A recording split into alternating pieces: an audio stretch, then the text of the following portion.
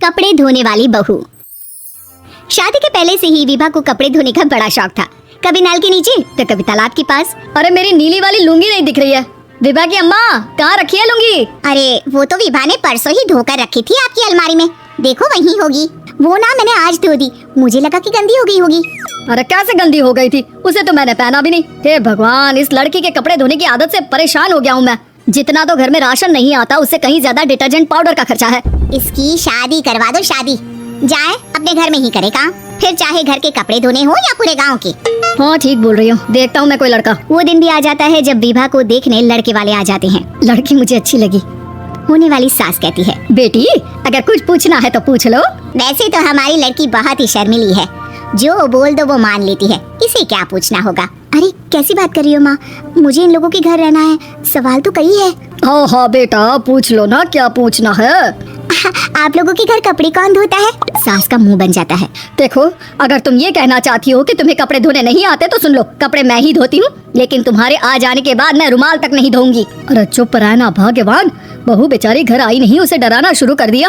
वो क्या है ना बिटिया, अभी तक तो ये कल्लू की माँ ही धोती थी, लेकिन अब तुम्हारे पापा तो दहेज में वॉशिंग मशीन देंगे ही। तभी विभा की माँ बोल पड़ती है, सवाल भी पूछा तो क्या। वैसे भाई साहब, मशीन की तो फिर भी कपड़े धोने की कैपेसिटी होती है, मतलब जो बिटिया दे रहे हैं ना विभा, इसे कपड़े धोने का बहुत शौक है। ये आप लोगों के क्या आस पड़ोस गांव मोहल्ले सबके कपड़े धो दे और उफ तक ना करे। बाहर देखा नहीं आपने कितने कपड़े सूख रहे हैं? सब हमारी बिटिया ने ही तो धोए हैं। बस भी करो ना माँ, शर्म आ रही इतनी तारीफ सुनकर। और तो और एक दाग निकाल कर दिखाओ तो मान जाओ। हाँ अच्छा माफ करना बेटा, मैंने गलत समझा, हमें तो रिश्ता बहुत पसंद है। और ऐसे जुड़ जाता है रिश्ता कपड़े धोने का शौक रखने वाली विभा का। उसकी शादी हो जाती है कोयला फैक्ट्री में काम करने वाले कल्लू के साथ। शादी के बाद अचानक विभा चिल्लाती हुई सास के पास आती है, सासू माँ, अरे सासू माँ कहाँ है आप? ये तो धोखा है, धोखा दिया आप लोगों ने मुझे। इसे ससुर के चक्कर के बारे में पता चल गया। अरे तो उसमें तुझे क्यों धोखा मिला है? अरे नल में पानी नहीं आता, कपड़े कैसे कब धुलेंगे? अच्छा तू पानी नहीं आ रहा उसकी बात कर रही है? तो आपने क्या सोचा? कुछ नहीं। अच्छा तेरी माँ ने कहा था कि कपड़े धोने का शौक है तुझे, याद आया मुझे। शौक शौक बोलकर कपड़े धोने वाले मेरे जुनून को कम ना आके सासू माँ, कपड़ा धोना मेरा गुरूर है। तभी पति भी वहाँ आ जाता है। अभी मैंने इसे सनी देओल की फिल्म दिखाई है, उसी के डायलॉग मार रही है माँ। अच्छा सुन, साफ साफ बता रही हूँ, पानी सुबह 4 से 6 और शाम को 10 से 12 आता है, समझी? विभा टाइमिंग सुनकर हैरान हो जाती है, ये क्या भूतों का मोहल्ला है?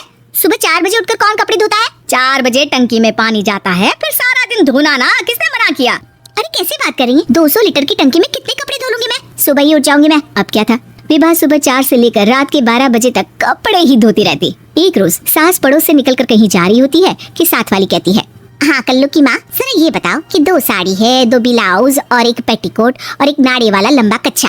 हाँ तो अरे तो क्या, कितना लोगी धुलाई ये बताओ? धोबन दिख रहे हैं हम क्या? हमारे पति सरकारी नौकरी से अभी रिटायर हुए हैं और बेटा सुपरवाइजर है कोयला फैक्ट्री में।